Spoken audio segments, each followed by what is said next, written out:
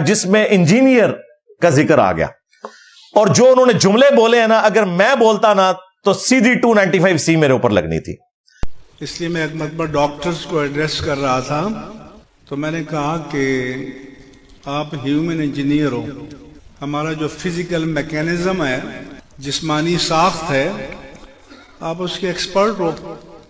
تو میں نے کہا جیسے آپ ہیومن انجینئر ہیں، اللہ کے رسول بھی ہیومن انجینئر ہیں، اللہ کے رسول بھی ہیومن انجینئر ہیں، اللہ کے رسول بھی ہیومن انجینئر ہیں۔ لیکن ایک انجینئرنگ ڈپارٹمنٹ مینٹیننس کا ہوتا ہے اور ایک پروڈکشن کا ہوتا ہے۔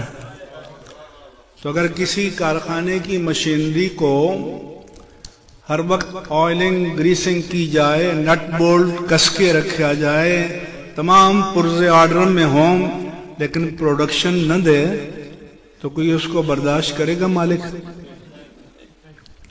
تو میں نے کہا کہ نبی جو ہے وہ پروڈکشن انجینئر ہے۔ تو میں نے کہا کہ نبی جو ہے وہ پروڈکشن انجینئر ہے۔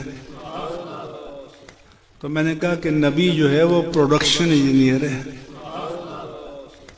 وہ کہنے لگے کہ میں اسلامیہ یونیورسٹی بھاولپور گیا تھا، تو وہاں میں نے ایک پروگرام کیا اور پھر ڈاکٹرز کے ساتھ میری ایک نشست ہوئی۔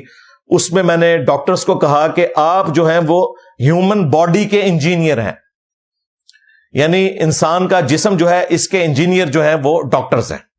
بس انجینئر کا یہ ذکر آیا اس میں۔ لیکن جو اللہ کا پیغمبر ہوتا ہے وہ ہیومن سول یعنی انسان کی روح کا انجینئر ہوتا ہے۔ مفتی منیب الرحمان صاحب حفظہ اللہ تعالی نے رسول اللہ کو انجینئر کہا ہے۔ اب یہی بات میں کرتا نا تو انہوں نے کہنا تھا دیکھو جی گستاخی ہوگی۔ میں نے تو اتنی سی بات کی تھی کہ امام مسلم رحمہ اللہ تعالی اس زمانے کے انجینئر تھے، جو انہوں نے صحیح مسلم کے مقدمے میں لکھا کہ جعلی حدیثوں نے امت کا کیا بیڑا غرق کیا۔ آج یہ سارا شرک جو پھیلا ہوا ہے، بدعتیں پھیلی ہیں انہی جھوٹی روایتوں کی وجہ سے۔ امام مسلم نے پہلی 92 روایتیں اسی پر نقد کیا اور مقدمے میں لکھا کہ میں عوام الناس کے لیے مسلم شریف لکھ رہا ہوں تاکہ جن لوگوں کو صحیح اور ضعیف کا فرق نہیں پتا وہ اس کے ذریعے حق بات تک پہنچے۔ تو میں نے اس میں کہا تھا کہ امام مسلم اس زمانے کے انجینئر محمد علی مرزا تھے۔ اگر میں یہ کہوں کہ میں آج کا امام مسلم ہوں تو یہ تو بہت بڑی گستاخی بن جائے گی۔ تو میں نے اس سے ہلکا جملہ بولا کہ جس طرح آج ہم آواز اٹھا رہے ہیں نا، امام مسلم 1200 سال پہلے آواز اٹھا کے گئے ہیں۔